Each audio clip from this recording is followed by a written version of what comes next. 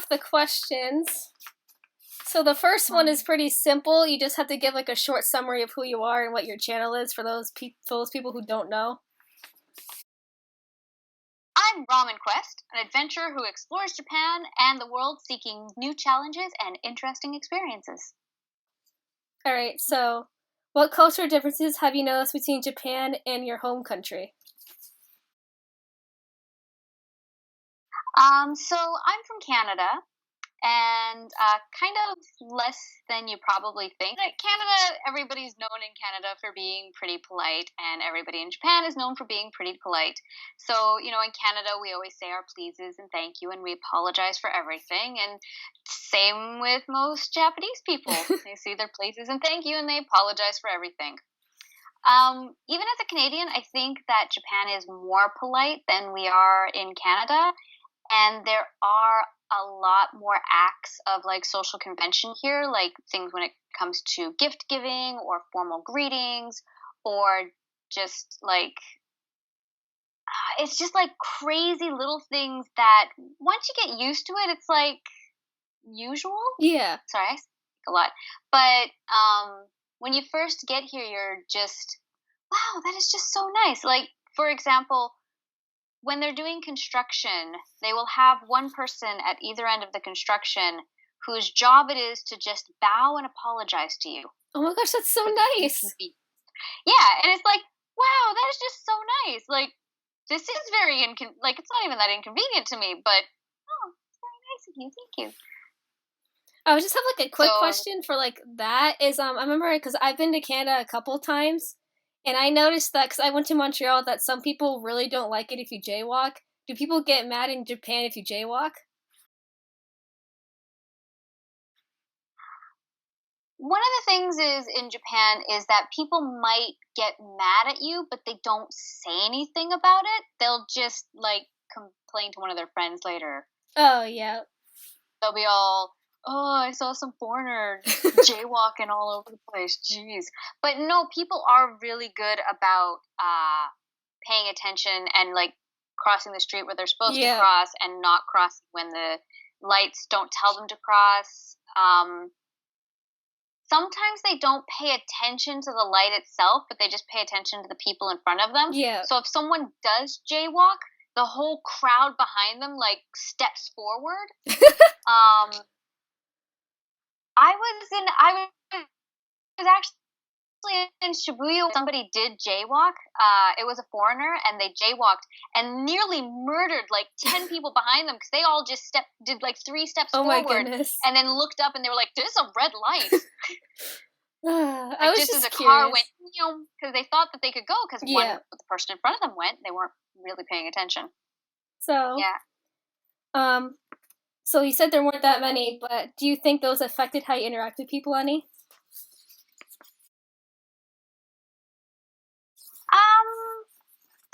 I think it affects me less. It affects them a little bit more. So people often are surprised that I am like an acceptably Japanese level of polite, but I think that's a lot of the time because especially people who come to Japan, I feel like sometimes it's the rudest members of North American society who come to Japan on work and vacation, because people who come here are coming here with that whole anime culture in mind, thinking that Japan society is like, oh, so like anime. Yeah. And then they come here thinking that the things that they see in anime is acceptable here, and they're not. Yeah. And so then a lot of Japanese people have this view of foreigners, particularly white foreigners, particularly North American foreigners, particularly Americans, that they are just extraordinarily rude. Yeah. And so then when they meet me, and I totally get Japanese culture, and a lot of it is very similar to Canadian culture, they're like, oh, wow, you're surprisingly polite. And I'm like, no, I'm not. I'm normal. What do you experience? the biggest barrier that I have with people here is just the language barrier, because my Japanese is still not very good. Yeah. And there are so many levels of polite speaking here that I don't know where I am when I'm talking to people. I just spit words out and hope for the best. All right. What regions or cities of Japan do you think are the most friendly towards tourists, and why? Or foreigners in general? So I'd say like Tokyo, Kyoto, or really any big city that sees a lot of tourism, just because they're used to dealing with foreigners, or that they're such a big city in general that they're used to dealing with so many people that there's nothing that a foreigner can throw at them that really inconveniences them any more than the billions of other people that they're dealing with on a day-to-day basis. Yeah. Is there a certain place that you felt really comfortable at? No, like I haven't felt really uncomfortable here. The only times that I've ever felt particularly uncomfortable in Japan is when I have to go to an onsen. Um, do you know what an onsen is? I believe it's where, like, the public bathhouse, right? Yeah. Yeah. So it's where everyone is naked, and and we don't do that in Canada. Yeah. So of course, like, my friends are like, "Oh, let's go to the bathhouse," and I'm just like, "Let's not." So I know That's they're usually okay. separated for, like, male and female, but do they do age separations too, or is it all just, like, a whole bunch of people mixed? Just a whole bunch of people mixed. Yeah, they don't do age separations, but um, there are some places where it's not even separated male and female. Oh my That's goodness. really, really rare, but they do exist. But most of the times, it's like 99.9% of the time, it is totally Yeah. separated. But I've heard of places where it's like, oh no, it's just totally out in the open. It's like an open nude lake. Oh my Like, goodness. So were there any places that you felt like weren't that friendly? like, so personally, I've never run into, so possibly out deep in the countryside, but I've never run into anybody who hasn't been accommodating towards me. Mm-hmm. This could be because I'm like, even in Japan, I'm very small. I'm 4'11", Yeah. and even in Japan, that's like, for women, average height is still like 5'1", 5'2". Mm-hmm. So I'm very small. I'm a girl. I'm very polite. Yeah. So I assume that they are being just a little bit more accommodating towards me just because of those things. Yeah. I have heard stories about other people who have had problems, especially in smaller communities, with people being rude to them, or people directly like targeting them and being like, you can't be here because Yeah. you're a foreigner, kind of thing. But like I said, I've never experienced it myself, and I don't know, like, even the people that I hear those stories from, they're the type of people where I'm sort of wondering, like, what did you do first to them? Oh my goodness. Can't entirely believe that they were just being so polite and kind and generous, and some mean Japanese person just came up and told them to get out. So,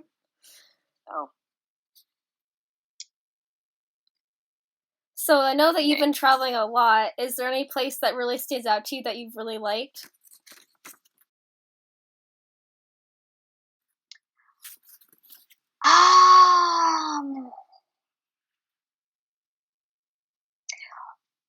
So the Space and Science Museum in Nagoya City in Aichi Prefecture really stands out. It has the world's largest planetarium and 6 floors of interactive science exhibits. I think for me that mostly stands out because, like, I'm a bit of a science nerd. There's just, especially in the big cities, there are just so many weird or interesting places that you can go to that it's hard to pick out 1 or 2 places that really stand out. But at the same time, I mean, it's hard to be super wowed here, but it's not like you get bored with anything. Mm-hmm. There's always, especially in Tokyo, every weekend there's something that you can go do or something that you can go see, and you could go to every single cool or interesting restaurant here and even in 10 years never hit all of them, because after that time there's going to be a new one that's out that's even more wild or more cool or more crazy. That's really So cool. yeah, there's always, it always amazes me because sometimes there are foreigners here or even Japanese people here who are like, oh no, things are just so boring, everything's so average, and I'm just like, do you just not leave your house? Go outside, there's so much stuff. All right, so the next couple of questions kind of relate to my project because Meg and I are doing this as a project for our senior year. So in high school, did you take any classes that taught you about other countries? Actually, not really. Especially in high school, we didn't have any sort of country specific or cultural classes. There was exchange program. There were exchange program based classes, Mhm. so I could have taken classes that would have eventually sent me to another country. But my family couldn't afford to do those Yeah. exchanges, so we couldn't take the class because they were just part of the exchange. Would you have liked to take in classes that taught you about other countries during high school? Oh, heck yeah. Because in junior high we did like a world studies class, and it was always like that's the whole reason why I got interested in coming to Japan in the first place, was when we had the students from other countries come to our class and talk about where they were from and their interests and things. I was always like, oh man, I want to go travel the world. I want to go see that. I want to go do those things.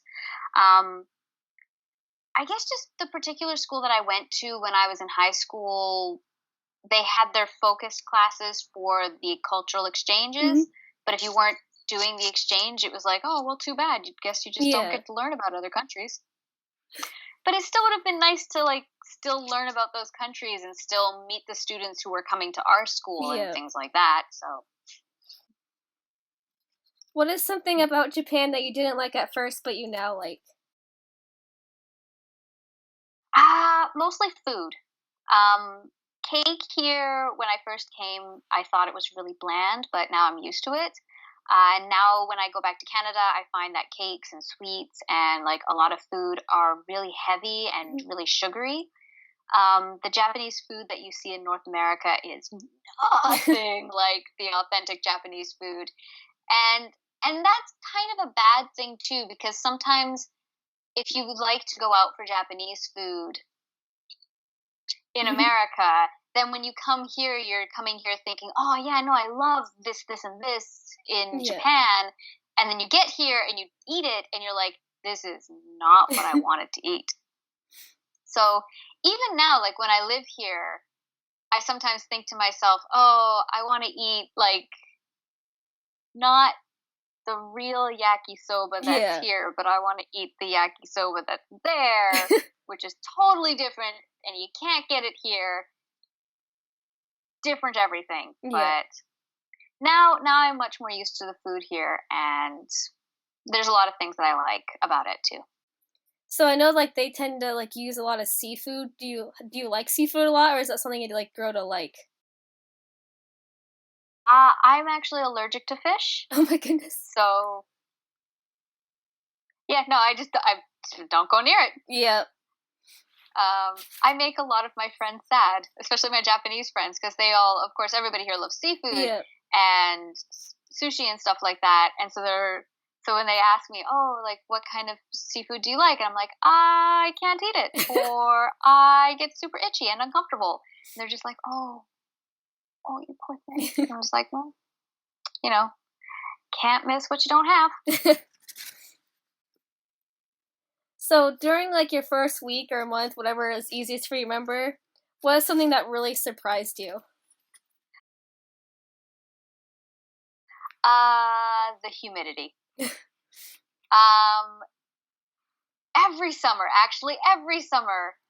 think that I get used to it during the summer, and then winter comes, and I'm like, oh yeah, no, I'll totally be ready for the humidity next summer. I'll totally be ready, and then it hits you, and you're just like, and you never get used to it. You are never going to be prepared for the humidity here. It is ridiculous. Does it tend to start in a certain month, like in the summer? It sort of changes. Like lately, in the past 3 years or so, summer has been getting later in the season and kind of ending a little bit earlier. Especially this year, the humidity didn't really hit until, like, usually it hits June-ish, and this year it didn't really hit until mid-July. And usually it continues until about the end of September to mid-August or mid-October. Yeah. But this year it was like early September, mid-September that the humidity dropped, and it's been quite cool and on one hand rather pleasant, but I'm kind of worried about what winter's going to look like with how cool it's been. Yeah. So even this year, typhoon season came a little bit late and a little bit intense. So climate change. Have you experienced a typhoon yet? Oh yeah, like every year. Fortunately, like up in Tokyo, we don't get them that bad. Yeah. So it's just a super rainy day that's particularly windy. You can't use your umbrella outside because it will snap in half and fly away. Mm-hmm. And a lot of the times the trains will stop just because the wind is so intense that they're worried it's going to push the train off the track if it's going too fast. So they'll stop and then really slowly crawl to the station. So they will usually cancel work and cancel schools if they know that a typhoon is coming. Mm-hmm. Have you had an earthquake hit either? Oh gosh, yes. There's earthquakes on a near weekly basis. But I was in Japan during the 2011, the big earthquake that hit the Fukushima area. Mm-hmm. And where I was living in Kanagawa at the time, which is, I don't know how far away from Fukushima, but far. Yeah. But Fukushima was a 9, and Kanagawa got hit with a like 5.5 or a 6-ish, which was probably by far the biggest earthquake that I'd ever felt in Japan at the time. Yeah. It knocked over a whole bunch of stuff in my house. I wound up going outside and standing in the doorway. All of the trains in Tokyo stopped for basically the whole day, and I think half of the next day too. Mm-hmm. So there were people, like my roommate at the time had to walk for something like 5 hours to get home from work. So just the streets were just filled with people trucking it home, and buses were going like crazy, and a lot of people were even, like, just people who had cars were just picking up people off the side of the road being like, we'll just drive you, because that's really nice. They were just filling up their cars and just taking people to as far as they needed to go as much as they could. So yeah, even my roommate had to walk home 5 hours, and he got a ride from somebody part of the way too. Oh my goodness. It was terrible. It was terrible. Like, everyone was affected. And then more recently, I believe it was this year, Kumamoto got hit with another earthquake, which a lot of people were really badly affected by that as well. And Kumamoto Castle even got knocked down because of it. Mm-hmm. So that'll be years before that is fully rebuilt, but which is a shame, because it was an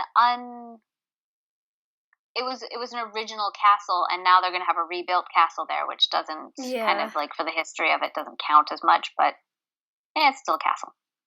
So, like, what kind of advice would you give someone that's never been through an earthquake so they know what to do?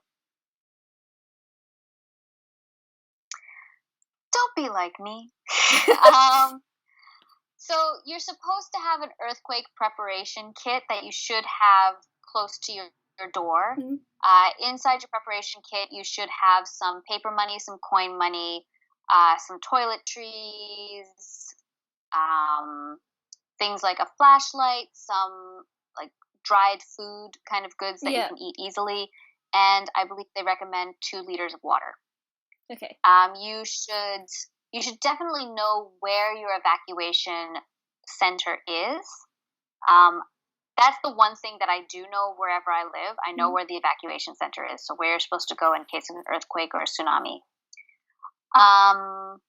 Yeah, if you live on a coastal area and you've been hit by a particularly large earthquake, make sure that you immediately get out of the house and head towards the highest ground that you can find.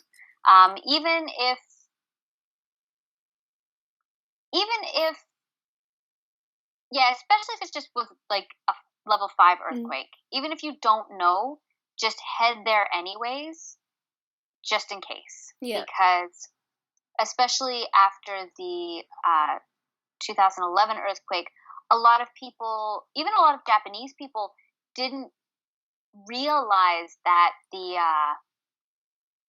wave breakers weren't going to stop the wave that came, the tsunami that came. So a lot of people were washed away just because they thought, oh, the earthquake's over, we're fine. Yeah. But especially if you live in sort of a coastal region and you're on low-laying ground, just book it anyways, because you never know. And if you're wrong, well, then you took a healthy walk. And if you're right, then you're alive. Yeah. So definitely pays to be careful. Yeah, just be careful. And yeah, learn about your emergency services. Learn about, like, if you hear sirens going off, just go. If there's phone services that will buzz your phone to tell you if it's a major earthquake, but sometimes those don't work. So just, I guess, be ready. Yeah, right. So what would you say to someone who is hesitant to go to Japan? Mostly I'd say just do it anyways. But I'd also say, like, it depends on why they're hesitant. Like, if you want to come, you should totally come. It's the experience of a lifetime.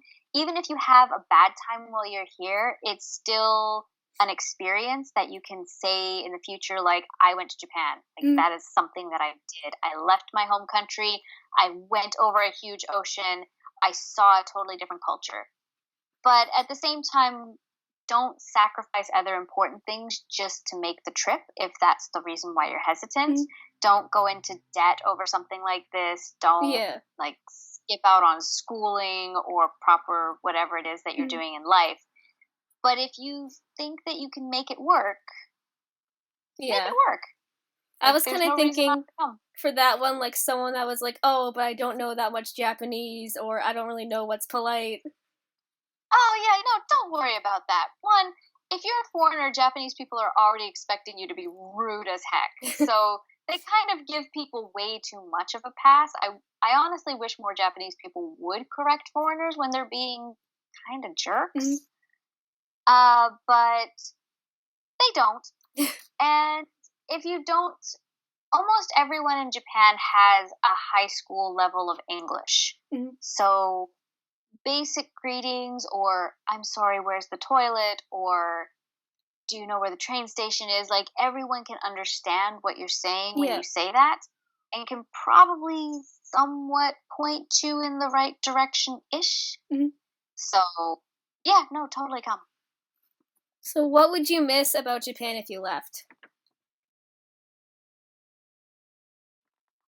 Like really weird things. So trains that are always on time, public toilets that are usually really clean, how polite everyone is, how mild the winters are, how easy it is to get to places thanks to the really like clear-cut public transportation, hardwood floors in all of the houses, some of the food that I really like here, yakiniku and yakisoba, and some of the restaurants and things.